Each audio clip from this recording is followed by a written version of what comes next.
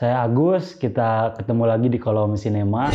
Nah, seperti biasa, kita masih berbincang masalah perfilman film-film yang lagi booming dan film-film yang banyak diobrolin sama para pecinta film. Kali ini saya akan mengobrolkan satu film yang sebenarnya tayang di tahun 2022, tapi berhubung baru-baru bisa ditonton di Netflix, jadi secara nggak sengaja saya menemukan film ini dan akhirnya saya memutuskan untuk menonton karena dilihat dari cover filmnya ini menarik gitu. Dan keluaran dari A24, seperti yang saya tonton film-film sebelumnya, biasanya film-film yang cenderung berdarah-darah, cenderung slasher, kemudian thriller psikologi dan thriller misteri dan hal-hal yang berbau misteri lah. Nah, sama juga sama film ini, film yang berjudul Bodies yang tayang baru-baru di Netflix. Dan setelah saya nonton, ternyata rasa A24-nya masih tetap sangat kental. Film ini sederhana banget ceritanya.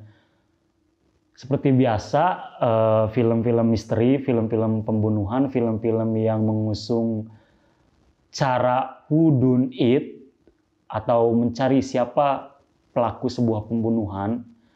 Diceritakan di film ini kelompok remaja yang hidup di era teknologi dan bisa kita sebut Gen Z lah ya. Orang-orang atau pemuda-pemuda yang hampir seumuran dengan saya yang kelahirannya rentan waktu tahun 95 sampai 2010. Nah, mereka ini berkumpul atau melakukan party di sebuah rumah. Rumahnya ini milik salah seorang karakter yang bernama David di film ini. Dia tuh anak orang kaya dan rata-rata anak-anak yang ada di party ini tuh memang anak-anak orang kaya, kecuali ada satu yang namanya B. Dia adalah pacar dari siapa namanya saya lupa. Yang jelas mereka adalah pasangan lesbi dan mereka bertemu di sebuah rumah itu. Mereka melakukan party. Dan berhubung mereka adalah anak-anak Gen Z yang dekat sekali dengan teknologi dan dunia sehari-hari, film ini kental sekali dengan, mungkin sangat relate dengan anak-anak muda sekarang, seperti istilah-istilah beken di Twitter, istilah beken di Instagram, kemudian betapa dekatnya mereka dengan media sosial. Ini tuh film ini benar-benar nunjukin sisi keseharian anak-anak muda gitu. Nah, lanjut lagi ke film. Seperti biasa, karena ada sesuatu yang menghalangi mereka untuk pulang, mereka akhirnya tidak bisa pulang dan memutuskan untuk menginap di rumah itu. Dan mungkin karena berhubung mereka sudah lama tidak bertemu, di malam harinya mereka biasa main games. Gamesnya kalau di kita mungkin mirip apa ya, Werewolf atau Among Us kalau kemarin. Di antara mereka harus ada yang ditebak siapa yang menjadi pembunuh dan semacamnya. Nah, karena mereka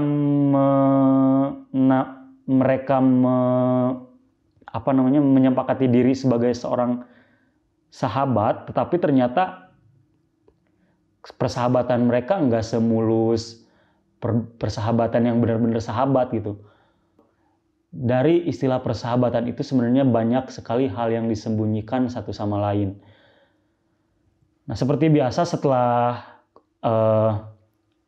game itu selesai, di pertengahan film ternyata ada satu tokoh yang terbunuh. Nah, mungkin inilah digiring mulai. Seperti film-film, kebanyakan film-film yang seperti ini,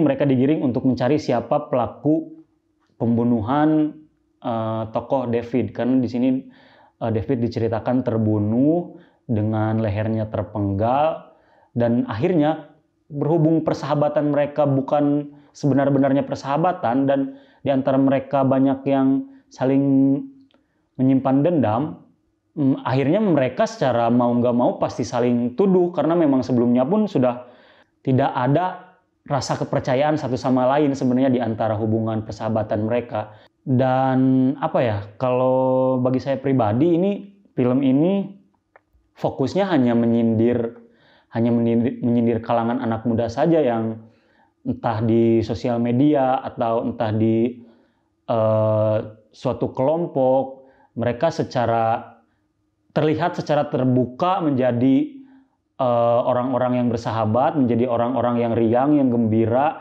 yang terbuka satu sama lain. Tetapi ketika hubungan persahabatan mereka diterpa satu masalah, mereka langsung goyah dan hubungan persahabatan mereka sama sekali rapuh gitu.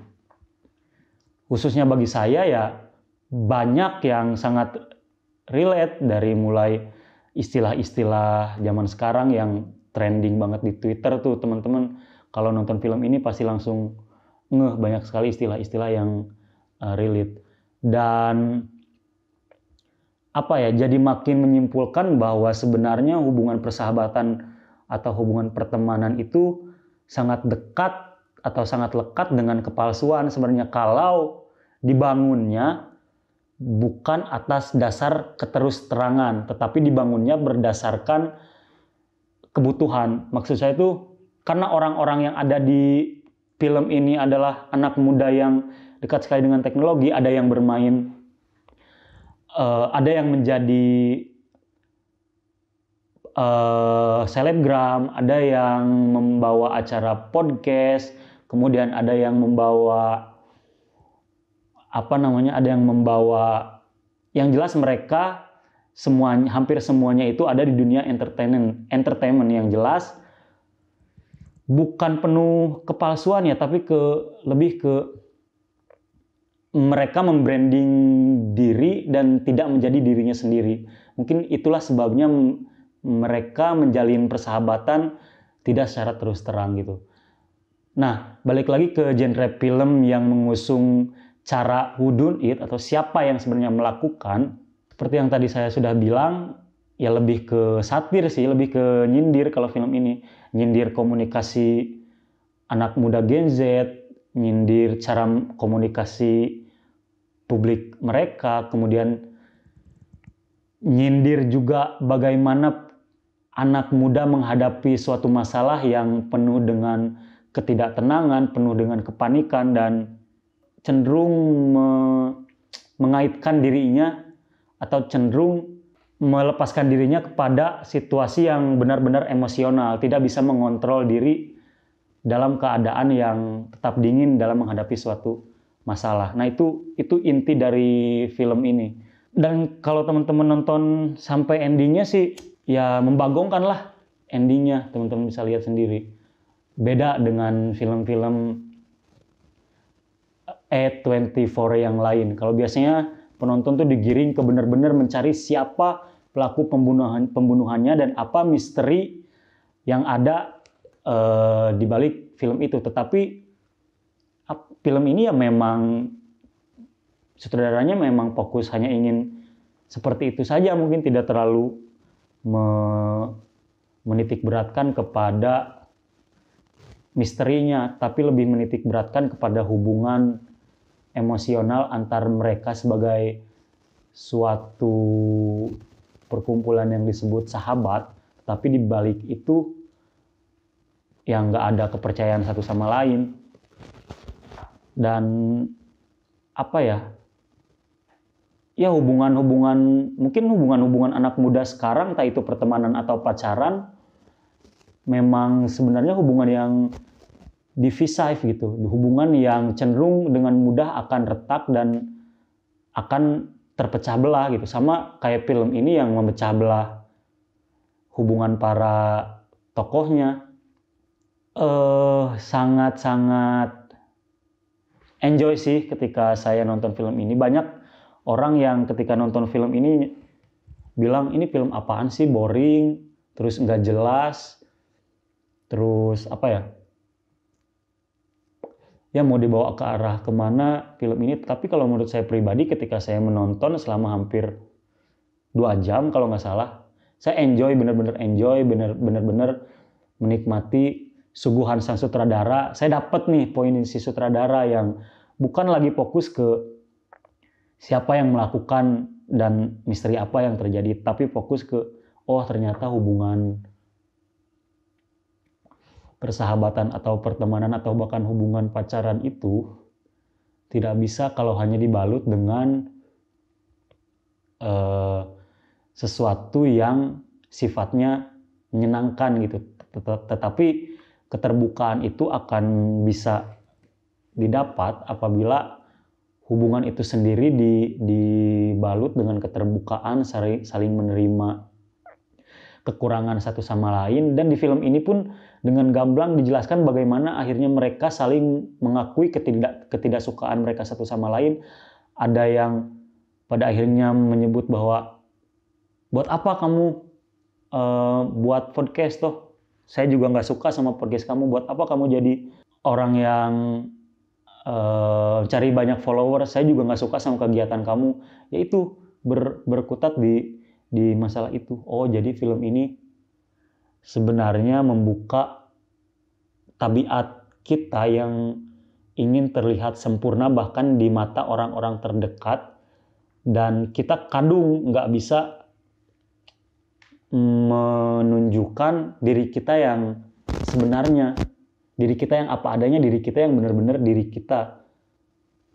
Nah, itu misteri sebenarnya. Apakah persahabatan bisa terbangun atas dasar keterbukaan, atau memang persahabatan atau bahkan percintaan hanya bisa terbangun oleh masing-masing individu yang berusaha terlihat sempurna di mata satu sama lain. Itu sih kawan-kawan yang bisa saya bincangkan. Kawan-kawan kalau udah nonton atau belum sempat nonton silahkan, karena masih tayang di Netflix. Kalau udah nonton, apa nih yang paling kawan-kawan dapatkan dari teman-teman yang sudah menyaksikan film ini? Komen di link komentar. Jangan lupa like dan subscribe konten-konten yang ada di kolom Sinema dan yang ada di Langgam Pustaka TV. Terima kasih dan jangan lupa party.